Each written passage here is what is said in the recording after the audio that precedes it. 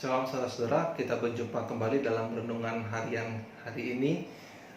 Salah satu fenomena yang terjadi pada masa pandemi ini adalah kita melihat kualitas kerohanian orang Kristen diuji. Memang sebetulnya sebelum masa pandemi Tuhan tetap menguji kualitas kerohanian kita dengan berbagai situasi. Tetapi ini adalah masa yang unik, di mana orang yang tidak ke gereja itu dimaklumi, bahkan di daerah tertentu sebetulnya malah baik. Tetapi ada sebuah fenomena yang saya perhatikan terjadi di sekitar kita, yaitu adalah adanya orang-orang yang tidak datang ke gereja karena alasan khawatir penularan, tetapi ternyata suka keluyuran untuk alasan-alasan lain, seperti rekreasi atau kumpul dengan teman-teman. Memang ada orang-orang yang terpaksa keluar karena bekerja, tuntutan pekerjaan. Tapi saya juga punya sebuah pertanyaan tersendiri untuk mereka yang berani keluar bekerja, tapi tidak berani datang ke gereja. Apakah ini berarti Anda berani ambil resiko mencari uang, tetapi tidak mau mengambil resiko 1 jam ke gereja untuk mencari Tuhan? Nah, saudara-saudara, apapun itu saya tidak ingin menghakimi. Tetapi topik hari ini ada kaitan dengan fenomena pandemi ini. Di tengah jaga jarak, ancaman penularan virus, peringatan untuk tidak berkerumun, janganlah sampai kita kehilangan fokus pada tujuan Allah, misinya di dunia ini, yang kendaraan utamanya adalah melalui umatnya, yaitu jemaat, atau dengan kata lain gereja. Kolose pertama ayat 23-27, Paulus berkata seperti ini: sebab itu kamu harus bertekun dalam iman, tetap teguh dan tidak tergoncang. Ini berlaku juga pada masa pandemi. Dan jangan mau digeser dari pengharapan Injil yang telah kamu dengar dan yang telah dikabarkan di seluruh alam di bawah langit, dan yang aku ini Paulus telah menjadi pelayannya. Sekarang aku bersukacita bahwa aku boleh menderita karena kamu dan menggenapkan dalam dagingku apa yang kurang pada penderitaan Kristus untuk tubuhnya, yaitu jemaat. Aku telah menjadi pelayan jemaat itu sesuai dengan tugas yang dipercayakan Allah kepadaku untuk meneruskan firman-Nya dengan sepenuhnya kepada kamu, yaitu rahasia yang tersembunyi dari abad ke abad dan dari turunan ke turunan, tetapi yang sekarang dinyatakan kepada orang-orang kudusnya. Kepada mereka Allah mau memberitahukan betapa kaya dan mulianya rahasia itu di antara bangsa-bangsa lain, yaitu Kristus ada di tengah-tengah kamu, Kristus yang adalah pengharapan akan kemuliaan. Nah, saudara-saudara, membaca ayat-ayat ini mengingatkan saya secara pribadi akan panggilan saya sebagai rohaniwan.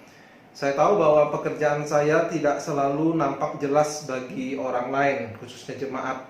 Seperti sebuah lelucon tentang para pendeta. Hari Senin sampai Sabtu invisible, artinya tidak tahu kemana orangnya.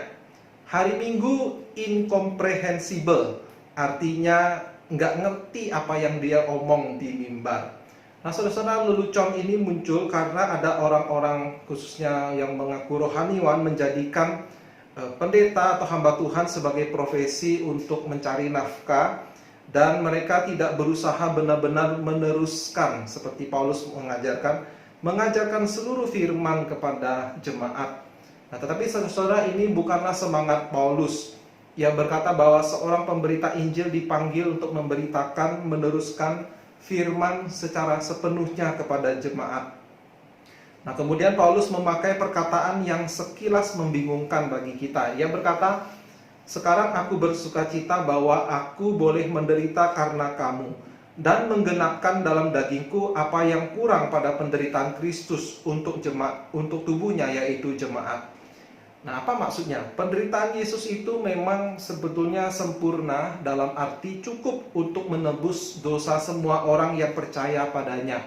Tidak perlu ditambahkan apa-apa lagi, sudah sempurna sekali untuk selamanya. Sehingga kita cukup bertobat atas dosa kita dan kemudian percaya kepadanya. Tetapi Paulus berkata ada yang kurang di dalam penderitaan Yesus. Apa maksudnya? Nah, ada satu yang belum ada pada waktu Yesus menderita, yaitu jemaat. Sebab Roh Kudus belum dicurahkan, penebusan masih sedang berlangsung, belum ada orang yang percaya seperti orang Kristen seperti kita yang percaya pada Yesus, yaitu jemaat. Dengan kata lain, yang kurang dari penderitaan Yesus adalah jemaat. Jadi Yesus menderita, jemaat belum ada. Nah, sekarang keadaannya malah berbalik. Jemaat ada, mereka yang percaya kepada Yesus ada, tetapi Yesus yang menderita, yang bisa dilihat oleh dunia itu tidak ada lagi. Penderitaan dan pengorbanannya tidak bisa dilihat lagi oleh dunia ini. Maka inilah maksud Paulus. Dia sekarang menderita sebagai penunjuk bagi pengorbanan Yesus. Sebab dia menderita demi Yesus. Nah, saudara-saudara, prinsip ini seharusnya berlaku untuk kita semua. Apakah kita menderita demi menunjuk kepada Yesus? Atau apakah kita bersedia menderita demi menunjuk kepada Yesus?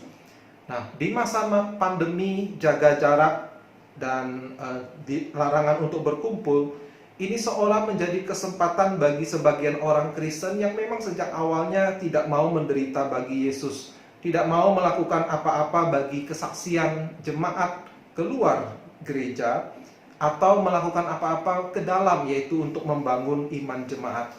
Nah, orang-orang seperti itu sebetulnya tidak menghargai pengorbanan Yesus baginya.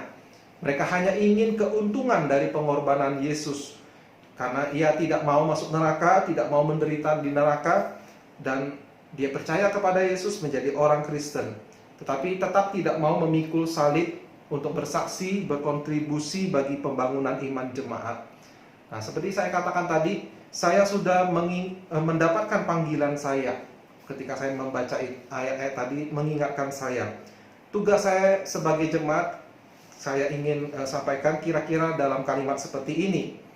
Kamu menjadi orang Alkitab yang mencurahkan waktu dan pikiran, memikirkan apa yang firman Tuhan maksudkan, dan kemudian menyampaikannya kepada jemaat, menolong mereka kemudian mengaplikasikannya dalam hidup mereka dan di dalam hidupmu sendiri. Nah, jadi saudara, inilah mengapa saya melakukan apa yang saya lakukan.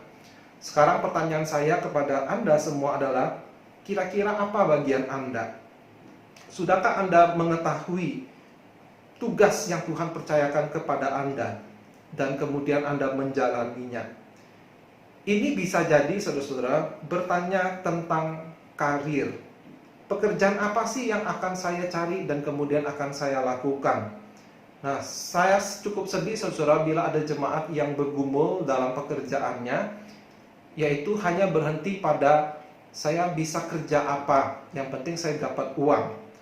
Nah, cobalah minta kepada Tuhan memberikan pekerjaan yang memang sesuai panggilan, karunia, sehingga Anda tidak hanya mengumpulkan nafkah untuk diri sendiri dan keluarga, tetapi Anda bisa berkarya di dalam pekerjaan itu. Minta kepada Tuhan, gumuli itu, doakan terus, dan tetap lakukan pekerjaan yang mungkin Tuhan percayakan kepada Anda sekarang. Nah, ini juga bisa berarti Anda sudah punya pekerjaan, Anda sudah punya aktivitas yang rutin, yang sudah pakem. Nah, pertanyaannya adalah, bagaimana saya berkontribusi bagi pekerjaan Injil? Nah, jawaban bagi pertanyaan ini bisa berbeda antara seseorang kepada yang lain. Paulus saja pernah di suatu masa dalam pelayanannya, dia melayani sambil menghasilkan uang dengan membuat tenda. Dan ia pakai uang itu untuk membiayai perjalanannya sendiri dan pelayanan perjalanan saudara-saudaranya, rekan-rekannya di dalam misi. Nah, Zakius juga tidak Tuhan Yesus suruh berhenti dari pekerjaannya sebagai pemungut cukai.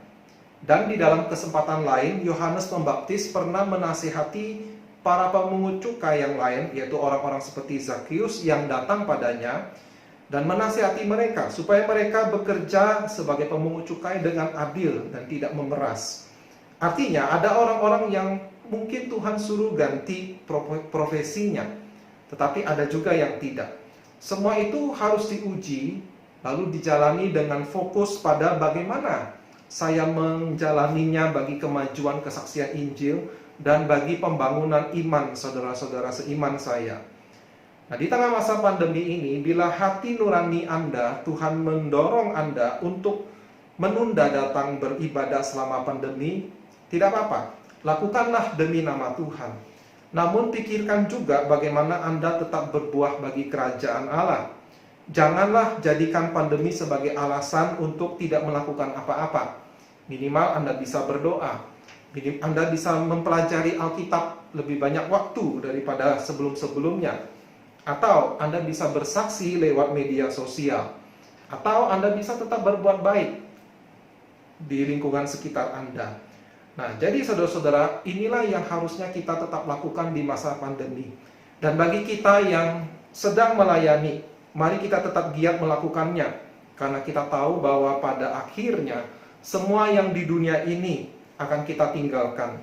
Hanya apa yang kita perbuat bagi Yesus, yaitu bagi kesaksian keluar dan bagi pembangunan iman ke dalam jemaat, itulah yang akan bertahan dan yang akan mendapat upah yang akan kita menikmati di dalam kekekalan bersama dengan Tuhan Yesus. Kiranya Tuhan Yesus memberkati kita. Selamat pagi.